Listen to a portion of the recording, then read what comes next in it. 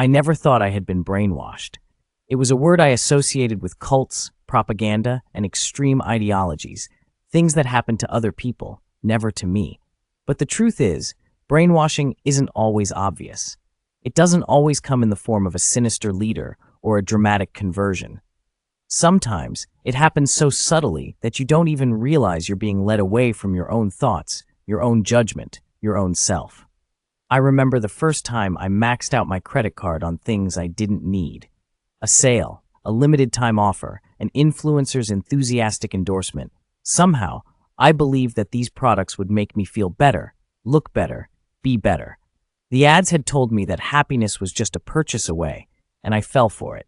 I wasn't just buying things, I was buying into an illusion that I needed these things to be whole.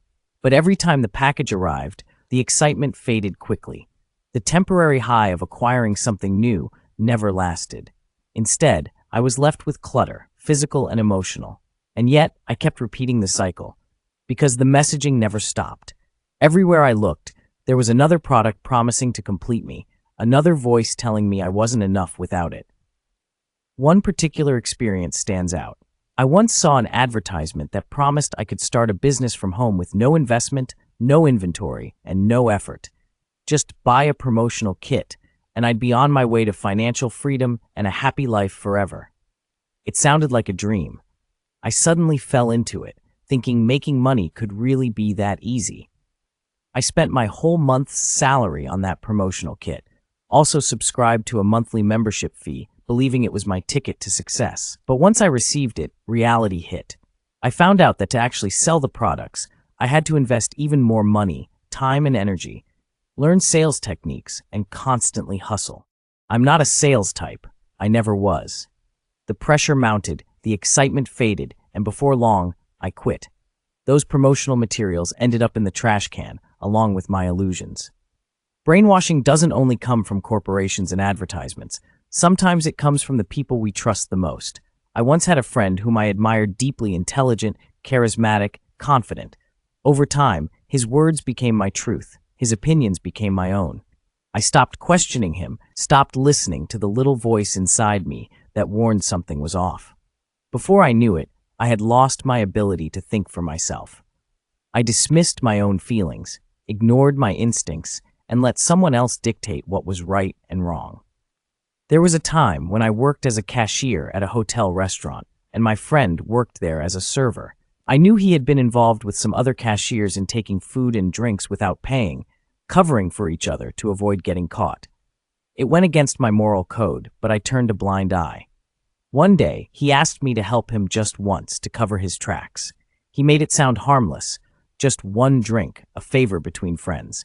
I hesitated, but my loyalty to him clouded my judgment. I agreed. Moments later, the manager called us in. My friend admitted everything, saying it was all his fault and that I knew nothing. But in the end, we both got fired. That day, I learned a painful lesson. I should never have allowed myself to be brainwashed into doing something I knew was wrong. Trust had led me astray, and I paid the price. It took me even longer to see how the media had shaped my worldview. I had always believed I was well informed, that I was choosing what to believe based on facts. But when I started questioning the sources of my information, I realized how much of my reality had been constructed for me. Repetition is powerful. The more we hear something, the more we accept it as truth. Certain narratives are pushed again and again, drowning out alternative perspectives. When we fail to seek out different viewpoints, when we consume information passively, we become prisoners of someone else's agenda without even knowing it. One specific example sticks with me. The media often floods us with stories of intense crime, creating a perception that our neighborhoods are dangerous, that threats are lurking everywhere. The message is clear. The only way to be safe is to arm ourselves. We begin to believe that everyone should own a gun. I saw it unfold firsthand. After one high-profile crime incident aired repeatedly on the news, my cousin, who used to be a peaceful guy, became obsessed with protecting himself. He bought a bunch of guns and started trying to convince me to do the same. His sense of urgency and fear rubbed off on me, and I found myself preparing to act on it too. One night, my cousin got drunk, carried a gun to the park, and fired shots into the sky, thinking it was fun like fireworks. He ended up in jail. His actions, influenced by fear and the idea that owning a gun equaled power and safety, ruined his freedom and deeply affected his future. After his incident, it hit me hard. Guns are not toys. That moment shook me to the core, and I realized how dangerously close I had come to making the same mistake. The media doesn't always show us the full picture. The stories they choose to highlight are often the most extreme, the most terrifying, and the most sensational. They rarely show the quiet moments of kindness, the strangers who help each other, the communities that come together in times of crisis.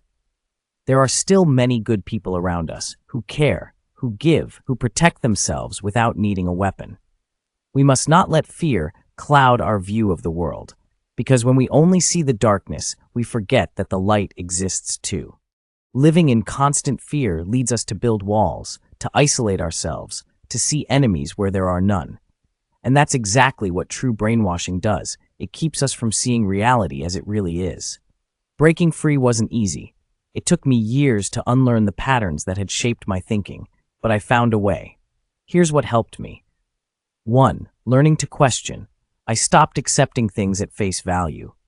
Every time I encountered a claim, whether in an ad, a conversation, or a news article, I asked, who benefits from this? What's the other side of the story? Is this true, or just repeated enough times to seem true? 2. Detoxing from manipulative influences. I stepped away from toxic relationships, unfollowed influencers who made me feel inadequate, and reduced my exposure to media that thrived on fear, outrage, and manipulation. 3. Reclaiming my own voice. I began journaling my thoughts, exploring my own values, and making decisions based on what genuinely mattered to me, not what I was told should matter. 4. Practicing mindfulness. Every time I felt pressured to buy, believe, or behave in a certain way, I paused. I asked myself, is this truly my desire, or is it something I've been conditioned to want? 5. Building mental immunity. Just like we protect our bodies from illness, we need to protect our minds from manipulation. I started reading from diverse sources, engaging in thoughtful discussions, and learning how influence works, so I could recognize it when it shows up. The more I understood the tactics used to sway my thinking, the less power they had over me. This journey taught me that we are all vulnerable, but we are not powerless. We can learn, grow, and take back control of our thoughts. And once we do, we not only free ourselves, we also light the way for others who are still trying to find their way back home.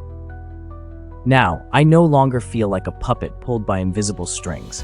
I make choices that align with my true self, not with external expectations. And the most surprising part? It's liberating. Breaking free from brainwashing isn't just about resisting manipulation. It's about rediscovering who we are beneath all the noise. It's about thinking for us, trusting our instincts, and living authentically. And that, I've learned, is the greatest freedom of all. Thank you for watching. Take good care of yourself. See you next time.